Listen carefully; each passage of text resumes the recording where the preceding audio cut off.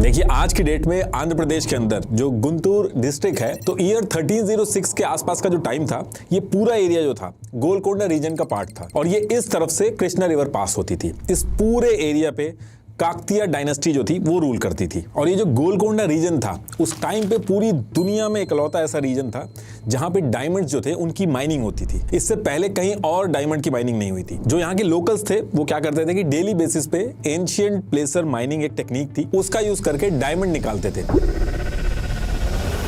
Basically इस technique में ये लोग रिवर के बगल में जो अलुवियल डिपॉजिट होते थे उसमें बैम्बूज की छन्नी का यूज करके डायमंड्स की माइनिंग करते थे और दुनिया भर में यहाँ से डायमंड का ट्रेड भी होता था और काफी लंबे टाइम तक ये प्रोसेस यहाँ से चलता रहा। अब एक दिन क्या होता है कि सेम ईयर यानी कि ईयर 1306 में एक ग्रुप क्या करता है, इस एरिया में माइनिंग कर रहा था और माइनिंग करते टाइम उनको एक बहुत ही यूनिक डायमंड मिला। उस टाइम पे उसका वेट 793 कैरेट था, मतलब कि 158.6 ग्राम्स। एक्सेप्शनल क्लैरिटी थी उसकी। आज की डेट में जिसको हम डी ग्रेड का डायमंड बोलते हैं उस लेवल की क्लैरिटी थी। अब जब ये डायमंड मिला इनको, तो इन सारे लोगों ने मिलके इस डायमंड को काकतीय डायनेस्टी के जो रूलर थे उनको जाके दे दिया और फिर इस तरीके से ईयर 1306 में पहली बार काकतीय डायनेस्टी के जो रूलर्स थे उनके पास ये डायमंड आया, जिसको आगे चल के कोहिनूर बोला गया। देखिए जो डिटेल्स मैं बता रहा हूं इसमें और भी चीजें आपको मिलेंगी अगर आप इंटरनेट पे जाओगे, लेकिन काकतीय डायनेस्टी के रूलर कोहिनूर डायमंड के फर्स्ट डॉक्यूमेंटेड ओनर माने जाते हैं। और समझ में आने के लिए इस डायमंड को मैं अभी कोहिनूर डायमंड बोलूंगा, लेकिन इसका नाम कोहिनूर जो है वो आगे चल के पड़ता है, अभी बताऊंगा उसको मैं। और इसमें एक चीज मैं और अभी आगे बताने से पहले ऐड कर देता हूं कि जितनी भी डिटेल्स मैं आपको बता रहा हूं कोहिनूर डायमंड के बारे में, इसके बारे में अलग अलग स्टोरीज हैं, अलग अलग डिटेल्स हैं, लेकिन मैंने सिर्फ वही डिटेल्स पिक की हैं जिसके सबसे ज्यादा रिकॉर्ड और फैक्ट्स अवेलेबल हैं। जैसे गोलकोंडा की जो स्टोरी है इसलिए पिक की मैंने क्योंकि सबसे क्लोज जियोलॉजिकल एविडेंस जो है और जो राइटर्स के रिकॉर्ड हैं वो इसी के हैं। जैसे एविडेंस के हिसाब से कोहिनूर जो है वो टाइप 2A डायमंड है जिसमें कोई नाइट्रोजन इंप्योरिटी नहीं होती और ये एक एंशिएंट प्लेसर माइनिंग टेक्निक का यूज होकर माइन हुआ है। और एक्सपर्ट्स के हिसाब से ये जो कोहिनूर डायमंड है इसके जितने भी कैरेक्टरिस्टिक्स हैं वो गोलकोंडा रीजन में जो डायमंड्स मिलते थे बिल्कुल उनसे मिलते हैं। और कई सेस्मोलॉजिस्ट जैसे हर्ष के गुप्ता, इन्होंने भी ऑफिशियली कंफर्म किया कि कोहिनूर जो है वो गोलकोंडा रीजन से। अभी 2023 में भी journal of earth system science में रिसर्च पब्लिश हुई थी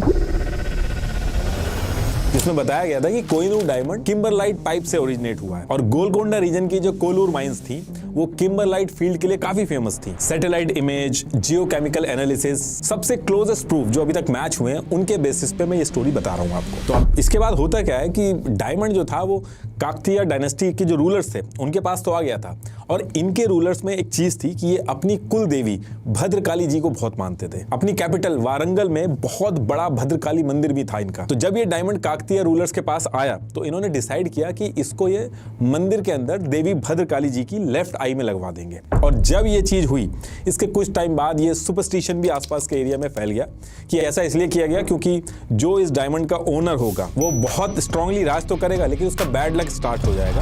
Whoever possesses this diamond will rule, no doubt, but their bad luck will begin the moment they claim it. It carries a curse that spares no man. Only two can wear it without facing destruction, God and a woman. The power is immense. सिर्फ भगवान और औरत ही इस diamond को बिना किसी नुकसान के पहन सकते हैं, इसलिए ऐसा किया गया। अब देखिए जो लाइन मैंने बोली है अभी कि डायमंड जो है ये मिस फॉर्च्यून लाएगा, जो आसपास के एरिया में लोग बात कर रहे थे, जब भी कोहिनूर की बात होगी ये मिस फॉर्च्यून और कर्स वाली जो लाइन है ये हमेशा आपके सामने आएगी। और इसके बारे में मैं एक चीज बता देता हूँ, इसका प्रूफ ढूंढने आप निकलोगे तो एक ही चीज सामने आएगी कि ईयर 1306 के लॉस्ट हिंदू टेक्स्ट में ऐसा कहा गया है, लेकिन इसका डायरेक्ट साइटेशन जो है वो किसी भी वेद, पुराण या फिर किसी क्लासिकल हिंदू स्क्रिप्चर्स में मेंशन नहीं है। लेकिन लोग जो रेफरेंस देते हैं वो भगवत पुराण के दशम स्कंद अध्याय 56 में जो श्यामंतका मणि के बारे में डिटेल्स दी हैं उसको लोग कंपेयर करते हैं कोहिनूर की जो मिस फॉर्च्यून वाली जो स्टोरी है उससे। और इस चीज को इंडियन हिस्टोरियन और रिसर्च एनबी सेन वो भी बैक करते हैं। तो कुल मिला के कहने का मतलब ये है कि एक्चुअल में ये जो कोहिनूर डायमंड की जो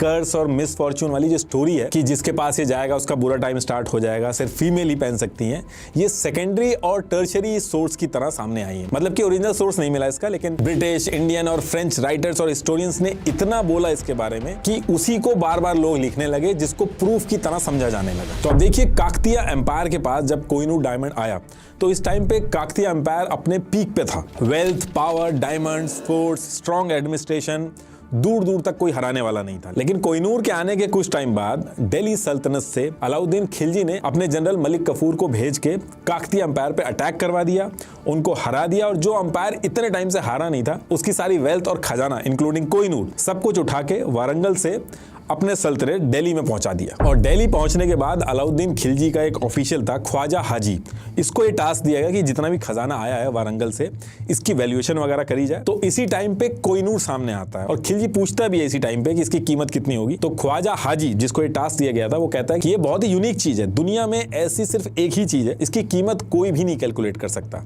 और यहां से खिलजी को कोहिनूर की इंपॉर्टेंस पता चलती है। अब ये डायमंड खिलजी के पास आ तो गया था, लेकिन इसके आने के कुछ टाइम बाद अलाउद्दीन खिलजी की डेथ हो जाती है, मलिक कफूर खिलजी के बच्चों को मार देता है, फिर खुद भी उसकी डेथ हो जाती है। बैक टू बैक इतनी दिक्कतें होती है कि खिलजी डायनेस्टी जो है वो कोलैप्स हो जाती है। और फिर इसके बाद कोहिनूर डायमंड जो था वो तुगलक डायनेस्टी में गया, फिर वो भी हार गए। ऐसे करके कोहिनूर मल्टीपल राजाओं और डायनेस्टीज के पास गया और क्योंकि इतने राजा हार गए थे तो सुपरस्टिशन फैल गया था आसपास के एरिया में कि ये मिसफॉर्चून लेके आता है जिसके पास जाता है।